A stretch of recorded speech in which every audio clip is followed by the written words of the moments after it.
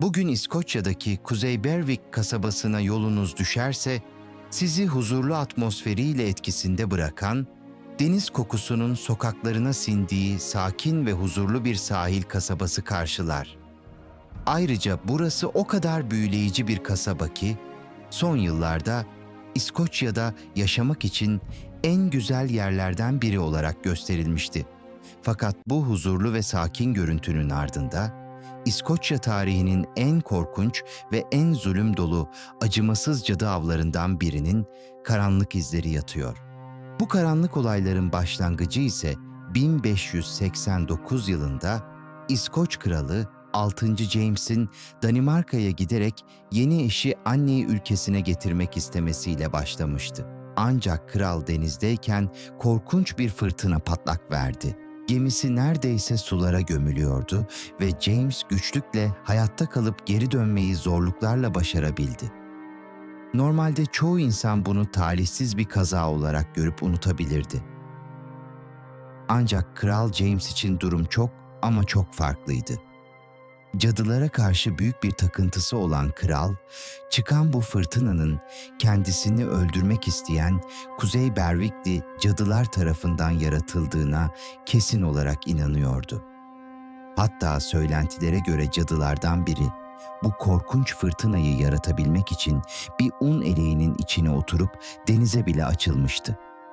Kralın cadılara duyduğu bu saplantı kısa sürede tüm ülkeye yayılmıştı. Öyle ki Shakespeare bile ünlü eseri Macbeth'te denize açılıp fırtına çıkaran cadı sahnelerine yer verdi. Kral James'in büyü ve karanlık güçlere olan ilgisi öylesine derindi ki, tahta çıktıktan sonra şeytanlar ve cadılık üzerine Demonology adlı bir kitap kaleme aldı. Üstelik eser kısa sürede dönemin en çok okunan kitaplarından biri haline geldi.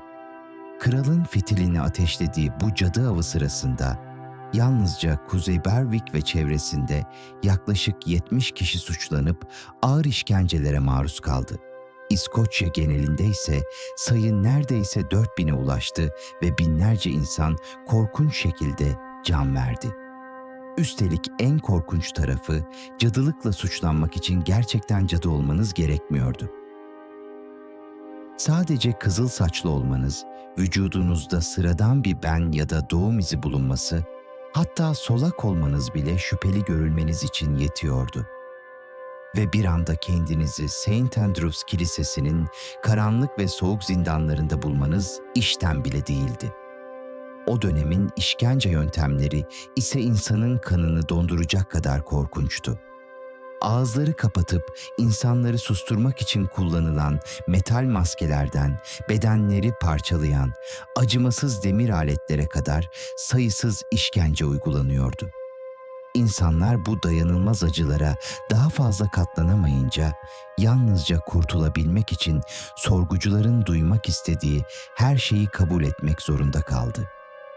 Dönemin tanınmış ebesi Agnes Sampson ile şifacı Gelly Duncan da bu acımasız cadı avının kurbanları arasındaydı. Gördükleri ağır işkenceler sonucunda mezarlardan ceset parçaları çıkardıklarını, bunları ölü kedilere bağlayıp fırtına yaratmak için denize attıklarını söylemeye zorlandılar. Ve sonunda pek çoğu gibi onlar da korkunç bir şekilde kazıkta yakılarak idam edildi. İşin en garip yanı ise şu: Kral James aslında dönemine göre oldukça ileri görüşlü bir hükümdardı. Posta sistemini geliştirdi, İncil'in İngilizceye çevrilmesine öncülük etti. Ama konu cadılar olunca bütün mantığını bir kenara bırakıp korkunun peşinden sürüklenen acımasız birine dönüştü. Bugün ise o sakin sahil kasabasındaki eski kilisenin bahçesinde yaşanan bu korkunç olayların unutulmaması için dikilmiş bir memento mori, yani ölümü hatırla anıtı hala ayakta duruyor.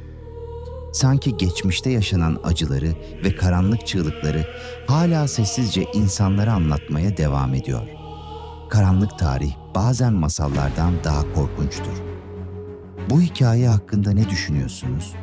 Yorum yapmayı, videoyu beğenmeyi ve daha fazlası için takip etmeyi unutmayın. Bir sonraki gizemli hikayede görüşmek üzere.